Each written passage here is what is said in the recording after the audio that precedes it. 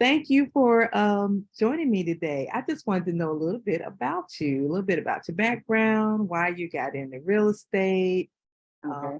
you've got family, what are you passionate about? Tell us a little bit about. Francisca Beasley. Francisca, a lot to tell about Francisca. I am a mother of three. My oldest is 31. My youngest is 9, and my middle is 14. I am also a Gigi. I have two grandkids, 2 and 3. You don't look old enough to have grandchildren either. I don't have old enough to. I'm not old enough to have a 31-year-old either. You So don't. I'm thinking well, unless you had them when you was 10. I had it when I was 15. Yeah, Okay. I had it when I was 15. And that experience within itself taught me a lot as far as life, um, and how to not settle. Some people go through that experience and they stay there. Because my motivation was, I can't stay here. I'm not wanting to live or just be in the statistics as far as being a single mom or a teen mom. So um, every day, every year after that, I always strive for something better for the both of us at that time. And he's 31 now. I have two grandkids. He lives in Colorado. He loves it. I don't. So I am a full-time realtor. I've been a realtor since 2018. 2017, I became a full-time loan signing agent slash notary. So that's kind of where my whole real estate thing began, was when I became a notary and a loan signing agent. And I love both. Okay. So what made you want to become a realtor? Was it because you started doing loan signings and then you saw, what realtors were doing or making, or what was it? I've always had an interest in real estate, but I've always thought as well real estate was all about sales. I'm sorry. I always thought it was about sales. I never really got interested in it until I had a conversation with my husband, and he more so, we talked about it and kind of looked more into it as far as real estate. Real estate is amazing to me. Just going through champions and learning all of what I learned, even though it's not the same as going through the experience as far as being a realtor, but it does give you the background as far as the laws and what we're supposed to do as realtors. Because what I remember the most is the fiduciary, you know, making sure you're representing your client to the fullest. Real estate to me, I've always had an eye for, why is this shopping center not 100% occupied? What can you put there in order to make it 100% occupied? Why do they sit for so long as far as being less than 50% occupied? So I've always had an interest in real estate, but just not knowing the whole background of it. Even back then, I always thought it was about sales, and I never did like sales at all. Well, they say we are in sales if you're a real estate professional, and we're also in marketing. Correct. And I think it's more marketing than it is sales to me now. Um, what I see, and I've been in real estate since 2018. 18 wasn't like me doing it full time. It was actually me doing it part time. Because at that time I was really busy with loan signing. Loan signing was the thing back then, and I love that as well because I'm in the closing. I'm the last person that everyone sees before getting their keys, and just the excitement of that side of it. That was a heartfelt for me as far as just making my step on the paperwork. So it's like, let me see what the other side of this looks like. And I'm still going because I want to learn more about investments and investing in properties and multiplexes. So it's a lot that real estate offers that I want to be able to see more of. Sounds like you're leaning more toward commercial real estate. That was your interest at first.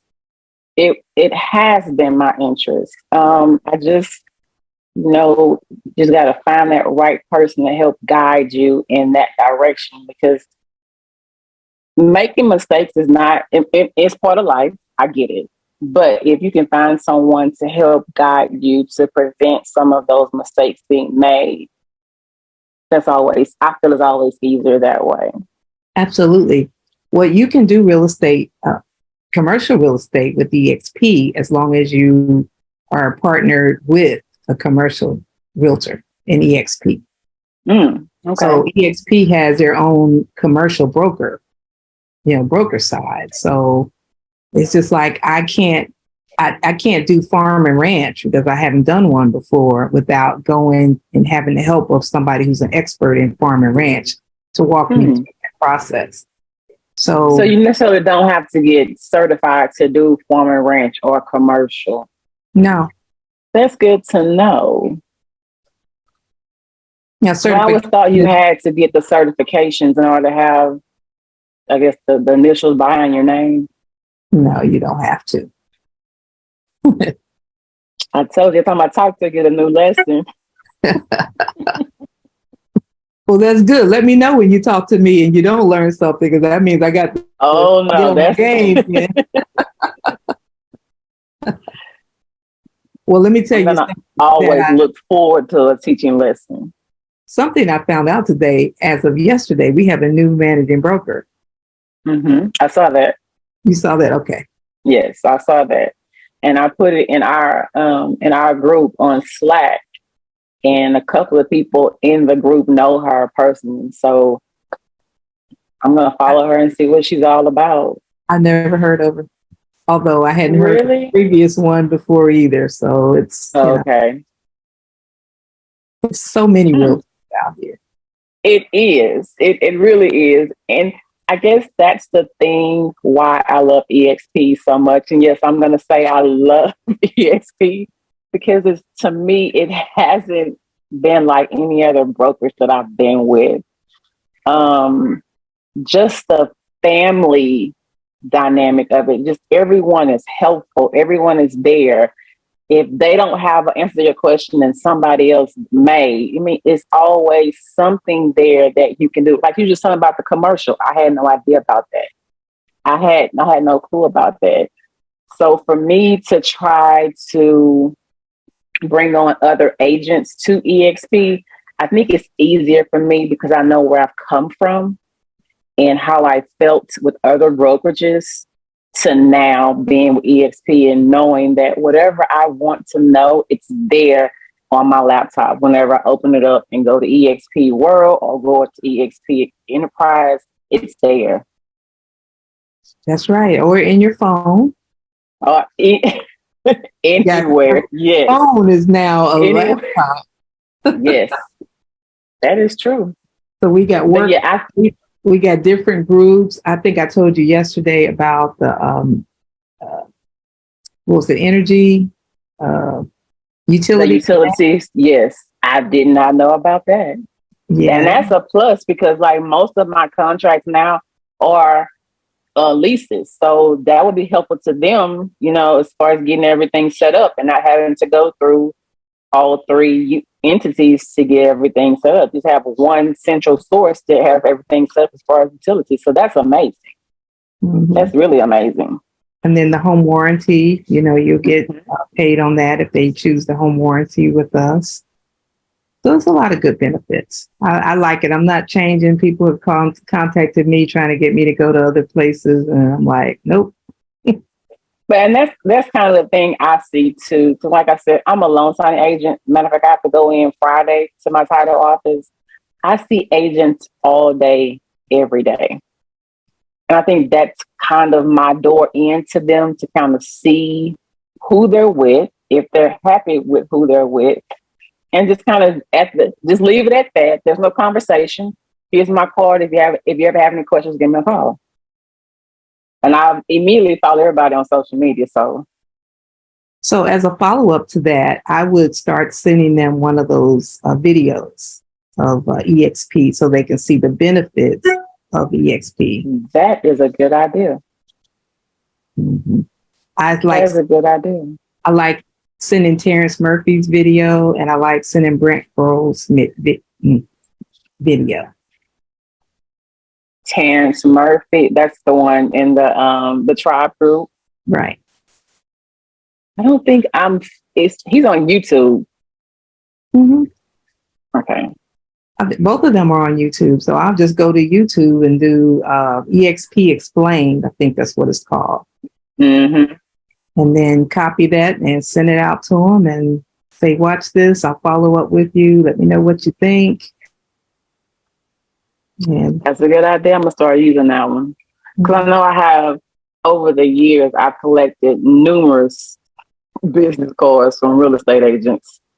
And it's like, okay, this is my way to build my wealth with EXP as far as my revenue share, as far as bringing on other agents. Right, because this is kind of our retirement. It was my retirement. I'm a lot closer to retirement than you are. But I was reading this article today. It said Texas Realtor. Although you can't see I got that one in the mail. Yeah. So there's a man in here. He's been in real estate 58 years and counting. Whoa. He said he's 88, and I tell them that realtors don't retire. I'm going to do this until I die. I'm not going to be that. So who is he? Who is his brokerage? He is his own brokerage. He was the first, one of the first Black brokers in Texas. Okay. So I wonder, is he willing to bring his brokers to EXP? He only has 3 agents because he's trying to cut down. He's still making deals and mentoring agents to this day. I mean, I'm sure he loves what he does. Sounds good. Yeah, I'm sure. I'm sure he loves what he does, but what is his retirement? Did he save? Did he take money out, put it in retirement, or is he just still trying to make ends meet? Yeah. I think that's one thing that I've learned in our group, the Agent First group, is that it's like the question is, and I said I was going to get some shirts made with EXP and put them on the back. Like, what is your exit plan? Mm-hmm. Do you have an exit plan, especially as far as a realtor? Because you have so many realtors that don't have a plan set up for them, and they're not filing taxes correctly until they get caught up. So it's like, what is your exit plan? How many other brokers offer revenue shares where you bring in an agent and get paid off of that agent? Right. I think there's a couple, but they're not like EXP. Mm-hmm. And so the volume wouldn't be as much as EXP. We got how many agents now? 66, over 66, over 70,000 agents now. So the volume itself will make the stock go up. And I'll tell you, I've been purchasing stock from the beginning, and a couple of months ago, things were a little lean. Didn't have no clothes, and I was able to pull down. It's good to have those. To me, I feel it's good to have those options. Whether it be the revenue shares, whether it be the stock options, as long as you have those options, because maybe in other brokerages, they don't have those options. So then what do you do? Do you get a job? So I'm like, what do you do? I don't know. Most realtors, and I was guilty of this, you get that check and you spend it, you pay bills. You don't take 20% out for taxes and 10% out for retirement. And most of them have to pay their own health insurance and, things like that, and taking all that out before you put that money into your account to spend. Right. That's true. That could be a class or teaching within itself. I was going to say, I already got that set up, lady. On the 26th at 9 a.m., I have a guy coming to talk to us. He's a financial advisor, and he's going to talk to us about how to set things like that up. Okay. It's always a good thing for us to do. Even going further than just, saving in stocks and revenue shares. Same thing as far like you were talking about the other day is investing. there's so many avenues. And I keep saying this over because there's so many avenues in EXP, in real estate itself. My You just daughter have to is pick 14. one. I'm like, I mean, you can pick one a year if you want to. You can kind of dabble in whatever you want. It amazes me the kickback that I get sometimes with realtors as far as, well, no, I don't want to go there. All y'all do is recruit. It's not about recruiting. To me, it's not about recruiting. It's about me knowing that I've come from two brokerages, nothing against those brokers at all. But this system that I'm at right now gives me the knowledge, the support that I need as a realtor to become a successful realtor. So I have my 31-year-old. I've told him numerous times over and over again, I understand you do what you do. You're a cheerleader. You have your own competition that you do whenever. It's a downtime. So why don't you just get your license? Do it part-time. My 14-year-old, by the time she's 18, she's going to have a real estate license. I don't care how the market is then. She's going to still have her license. I don't care. I mean, just to have it, it's priceless within itself, because just to have it. But it's a lot. It's information, it's knowledge that I didn't receive growing up. We never knew about buying land and having our own property. We weren't taught that. But my kids will know that. Mm-hmm. And if you like educating and giving back, then you tell other people about it as well. Yes. Like I said, I think we talked yesterday about Orange, and it's like I go back to my city and it's like, it's not what I remember. So it's like, okay, what can I do, or who can I partner with to give back to what's not there?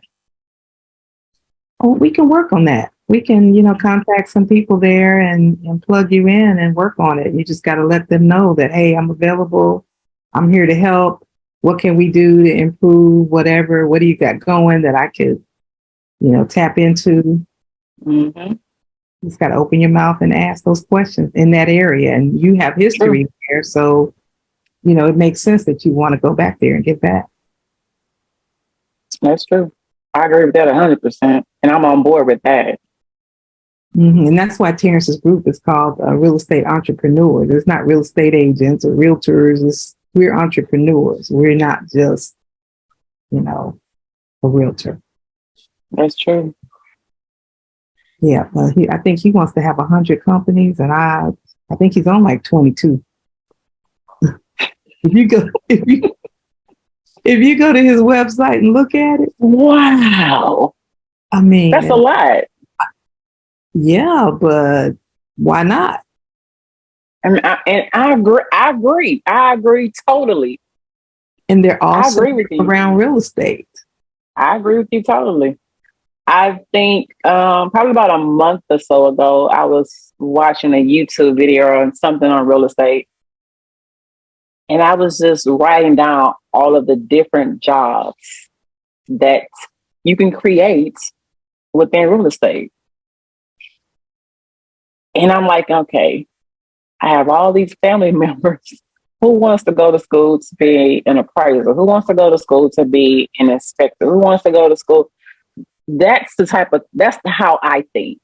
Yes. But sometimes it doesn't work out that way. No, some people might not have the same interest that I have for themselves. And I get it. But in your mind, you're thinking, oh, we could do this and we could keep it all in the family, because you got a roofing company, you got a construction company, you do electrical, you do plumbing. Exactly. At my last brokerage, they gave us a list of different people do different things. Maid services, roofing, construction, whatever. And I'm thinking, that would be awesome if this list was my list of people that I know, that we've come together and built this legacy. And that's kind of one of the reasons why we're doing our meetups, is to meet people in the industry so we can get our team and our circle of people. And that's a good thing. And I say we need more of that. I just how big is the Tuesday events? Is it bigger than what I saw? It varies each month, and Okay. it vary by location. Because Okay. we've had them down at by Central, we've had them at the winery, we've had them at Hotel Zaza, Borders Bar and Grill, Astor Farm to Table. Certain months, people may come out, other months they don't. It's different every time. It's Well, usually I'm gonna around 20, at least 20 to 30 people there. I'm gonna support it. I'm gonna blast it however, whenever it is, because it's something that people that I know need to know about.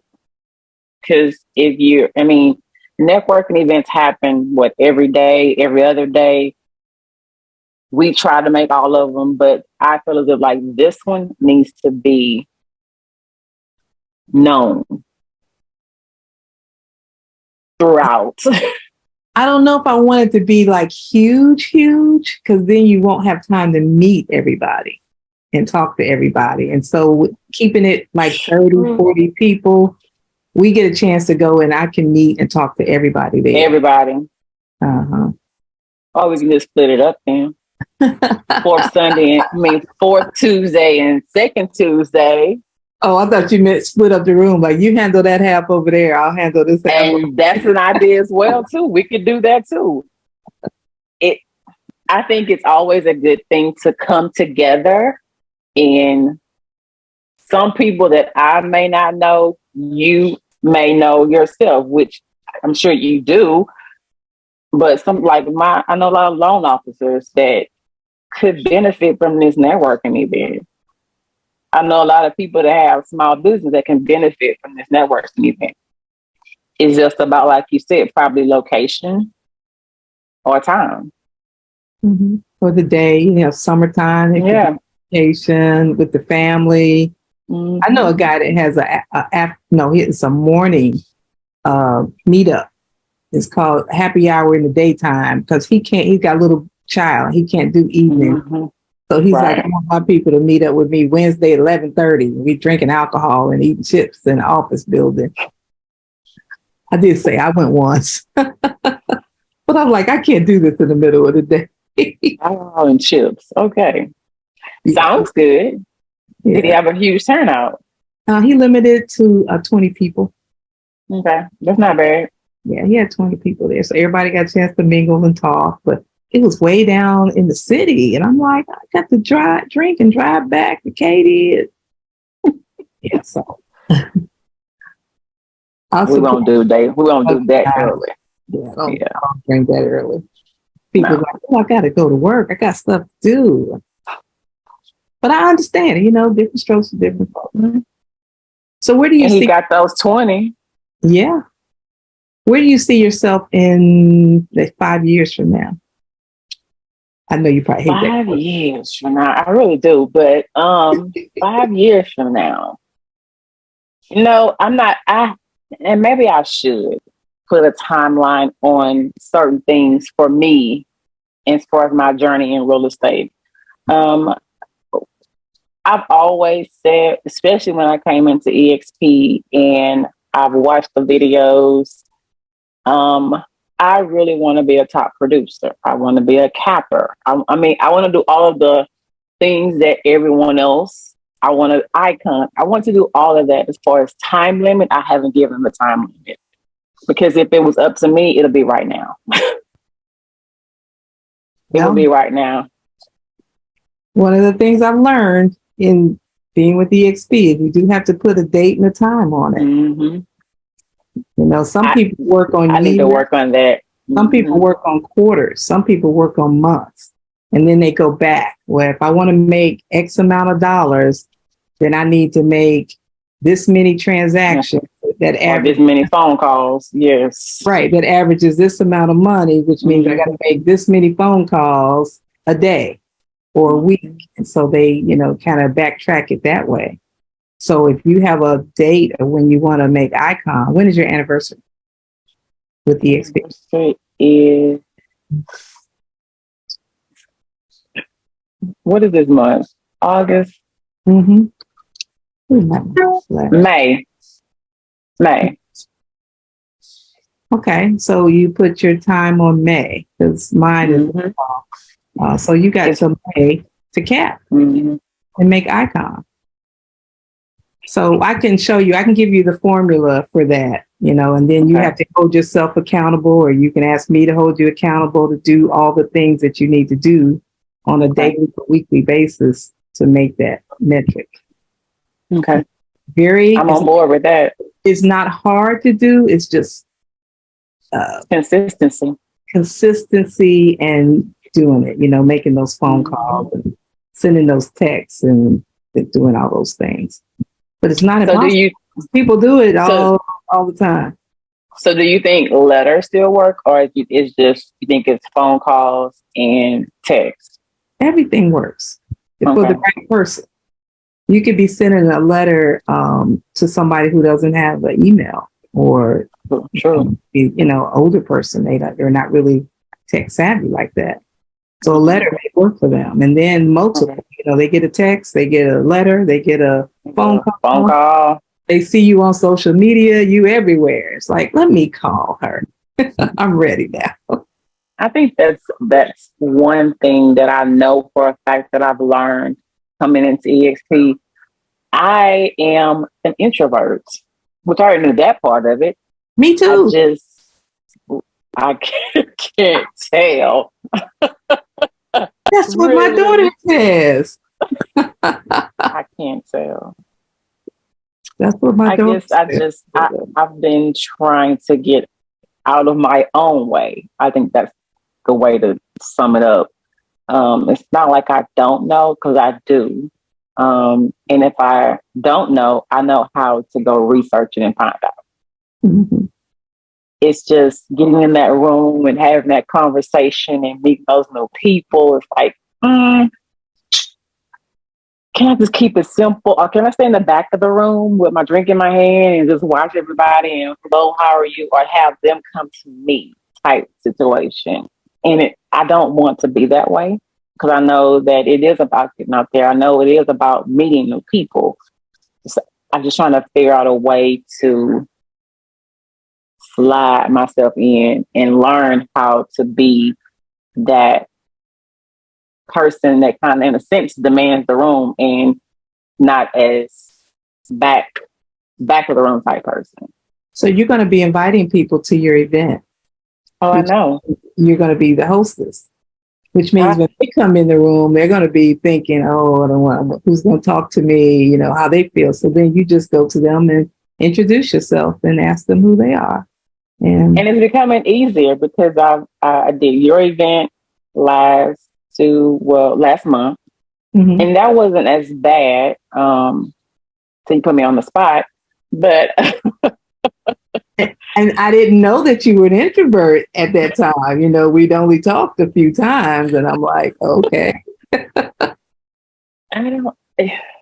don't know where that came from. It's just I have to get comfortable in the room. Like, we're talking now, I could do this all day long. It's just, I think if we had never met and not knowing how the conversation would flow, and if I'm saying things correctly, that type of situation. So it's easier for me to be in a room with people like-minded than it is somebody that I don't know. I'm working on that, though. It's getting easier.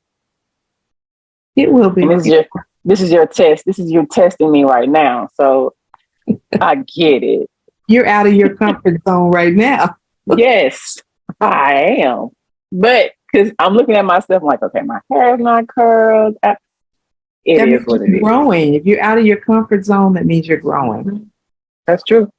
So if everything if everything is comfortable, then you're not growing. Thank you. I love to see people grow. I really appreciate you for this. You're welcome. Maybe I could go ahead now and start my YouTube page. Exactly. This could be the first one you put up. We'll see. I mean, it's probably not going to get a lot of views because it's your first one. So right. It's just getting That's the true. habit of doing them and putting them up. I heard somebody say you got to put up like 100 videos before, excuse me, My, you start getting some traction. So my YouTube channel, I've been on there for like 3-4 years. I only have like 300 some subscribers. that's still good though. Well, you got to have 1,000 to be like monetized or anything, but I didn't do it to get monetized. I did it to train mentees on certain processes, because I, get a mentee and I show them this, that, and the other. And the next one I'd be showing them the same thing. And I'm like, let me record this so that I can right. them and they Send them can the link with themselves. Makes sense. So that's basically how I started it. And it worked for that reason. So but you don't do anything else as far as like showing houses or doing tours? I put everything on there now. Okay. Because like, do you get contacts from YouTube? Yes. I have people that say they found me on YouTube. That's good. Mm-hmm. That is real good. I think I've been looking into it. It's just, that's one of the things you have to put yourself out there and for criticism and whatever else. And it's like, can somebody else read that? And you can block comments on there. You don't have to allow comments. But how do they, well, I guess because of them seeing your information as far as emailing or calling you, as far as if they're calling about a listing or a property or needing a realtor. Right. Okay. And I haven't had anybody say anything bad about, well, there's one video I've got up, and it's a lodge, fraternal lodge, and they're doing a step. They call it the camel walk. And that video has more comments on it than anything. And that thing is old. I did that like back in the beginning. And that thing is still getting comments on it. But it's, I don't have a lot of subscribers from it, but they still comment on it. But that's okay. I think that was just turn the comments off. Yeah, you're just getting yourself out there. And then you can get on there and do educational type things. You don't have to do random stuff. You don't have to do, you can even get on there and not have your face. You could just talk. Just put a picture up, like the house. Yes. Pictures of the house, and then you could be talking in the back, like voiceover.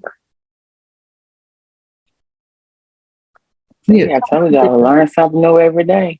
Look at this 3-bedroom home located in Sonterra, Texas. It's going for $350,000, and you could just talk about the features of the house, and you don't even have to be on camera. Okay. We're going to add that to our list of to-dos.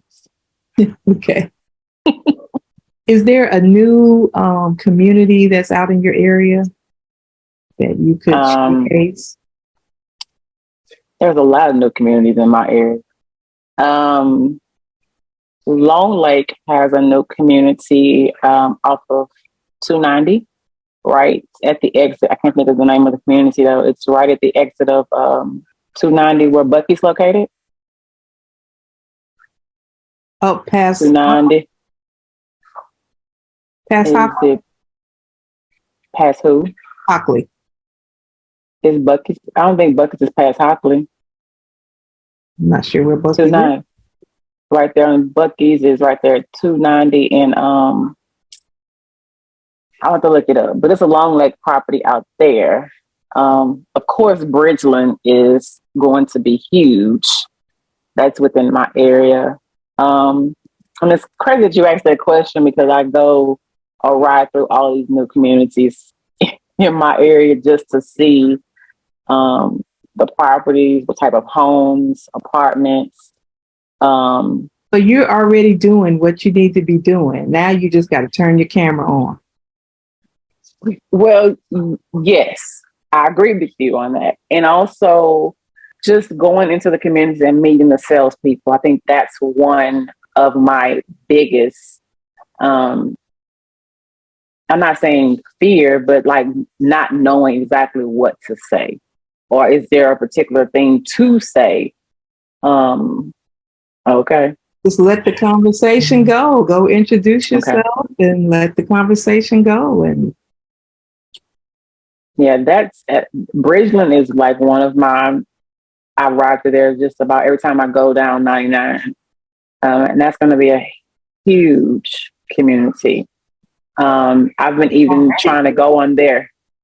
It's going to be bigger because they've started to build across 99, across from. I'm not sure what the side is, but they're starting to build on that side. And I take 99 so often, I see the houses that are going up, and it's like, okay, I need to go over there. I need to go video over there. Yeah, make that your YouTube channel name. And you can just do everything around that. You can go do videos there, talk to the salespeople there, interview them, kind of like I'm doing you, and they can talk about the house or whatever. I never thought about that, man, but that's a good idea. That's an excellent idea. Mm-hmm. And make that your spot, because there's a lot of them. I'm sure there's how many builders over there? Probably 20. If not more. If not more. Yeah. We have the Pulte. I think there's Pulte that's across 290, Muskie and 290 area. Those houses are going 500 and up. So those are some beautiful homes as well. Then, of course, down the street, we have Partners. Those are even better. And don't be afraid to say the prices of the houses either, because those are the people you want to attract, people that can afford that, not the people that go, oh my God, it's so high. And that's why, in our group, we have a Tuesday and Thursday, and it's the agent attraction, and it's also the buyer seller attraction. So it's like he gives us posts. I don't know if you see my social media, but he gives us posts to post on our social media, whether it be Instagram, Facebook, LinkedIn, or whatever, to kind of attract or start the conversation for buyers, sellers, or agents. And it's like, I make those posts and no one comments. No one, it's like, okay, is my Facebook dead or is it, what is going on? Is that where you put it at Facebook, or where do you post? I post mostly on Facebook. Instagram, I don't get much traction on Instagram. And from what I understand with Instagram, it's more reels. It's more videos on Instagram than it is on Facebook. But I can post, like I did my post yesterday for my lease property, contract signed.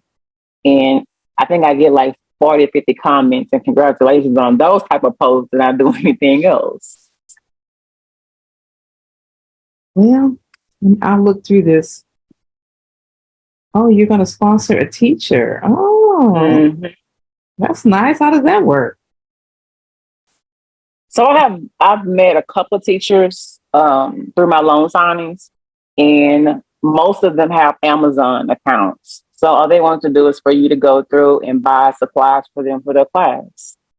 So I did it last year, and I'm going to do it again this year. So I know I have a lot of teachers on my on my social media that may not be in a district that provides a lot of supplies for the kids. So I met one lady and she messaged me last week and she sent me her Amazon account link for me to, sponsor her and provide supplies for her classroom.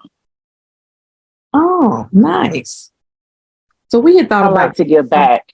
We thought about doing something for back to school with the teachers, a supply or something. We didn't know what it was. Maybe this would be a good idea.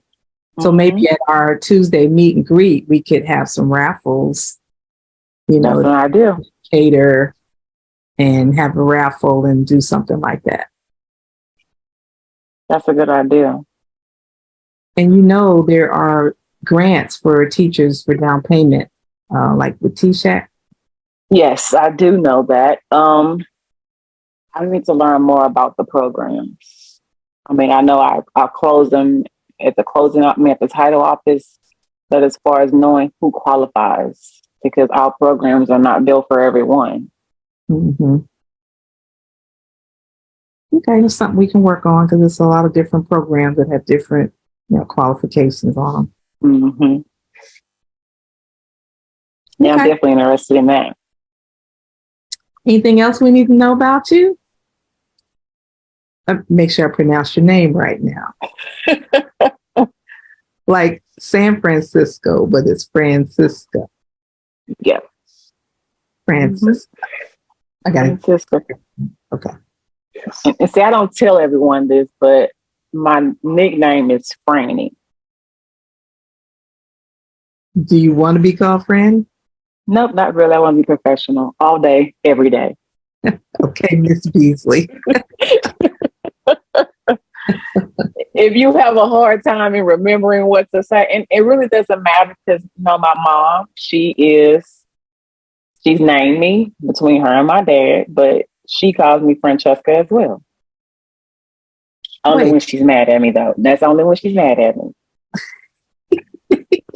So how do you know your name is not really Francesca? It's not Francisca. Because my grandmother, that's my grandmother's name. Oh, okay. Yeah, that's my grandmother's name from Honduras. Okay. Plus, I mean, either way go, everyone creates their own pronunciation of my name anyway. So I just answer to anything most of the time. Well, I'm Vanda and I'm Vanda. So, sometimes people call me Vanda. Yeah, I don't see that one. I don't correct them. It's close enough. Yeah. At this age, it doesn't matter anyway. It's me. However, whatever you want to call it, as long as you don't call me out of my name. Okay. So we got some things to work on. We're going to work on that YouTube channel. We're going to work on your plan for the next year. If you want to make Icon.